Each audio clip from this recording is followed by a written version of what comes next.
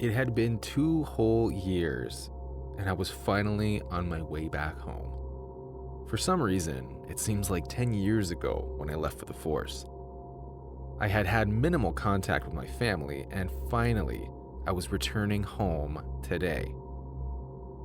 My family had no idea, and it was going to be one hell of a surprise. I felt butterflies in my stomach as I sat in the plane thinking about my family. I just couldn't wait to see them.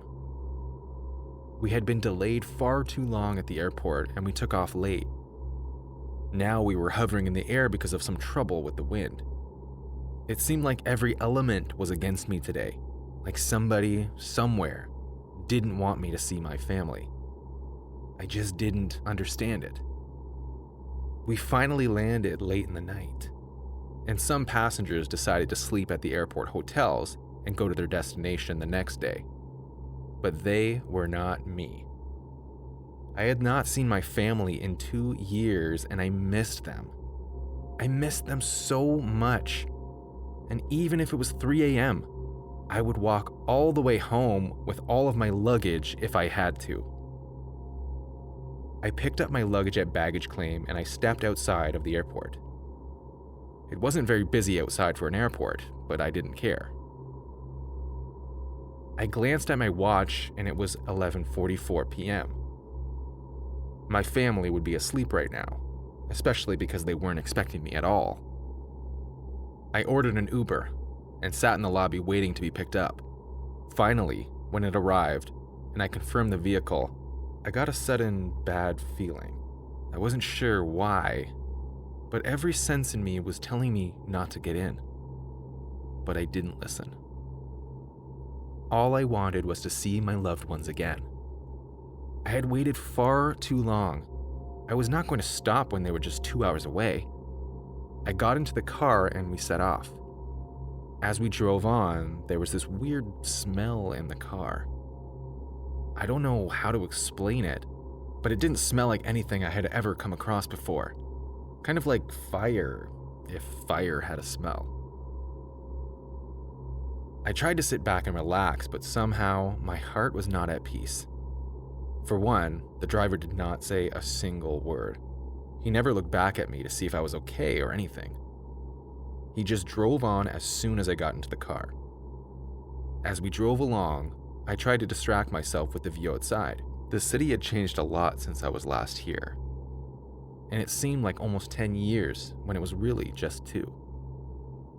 I wish the driver was interested in a conversation. I had a lot of questions to ask, but he didn't want to talk, and I could understand that.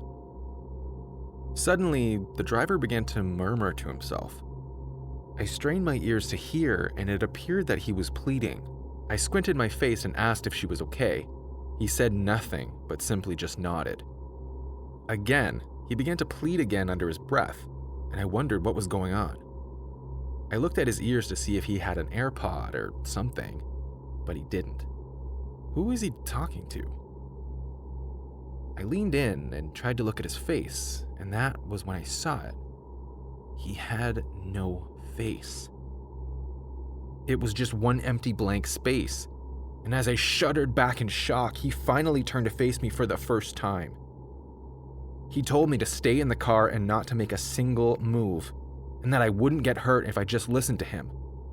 Everything within me wanted to just open the door and jump out of the car, but he locked the doors from his end and I was locked in. I begged whatever it was that was driving me to let me out, and that I just wanted to be on my own way. I didn't care about my luggage anymore. I just wanted to get out of there. I begged him some more to let me go, but he said we were almost there. Almost there? What did he mean? This was no way the route home, and I found that we were driving farther away from the city. I asked him where he was taking me, and he said I would see. He said the master would be pleased to see me, and that I was a strong one. I pulled at the door and tried to escape, kicking against the glass with all my might. The driver just laughed and looked back at me with his horrid face. He said there was no use trying to run from it, and that I was chosen. Chosen? I kicked harder until he told me to stop in a very stern voice. At this point, I was scared for my life and I didn't know what to do. Should I call his bluff and just keep kicking? Or should I listen to him and take my chances at escaping when we got to where we were going? I decided to take my chances now. I had no idea where we were going, and he made some mention about some masters.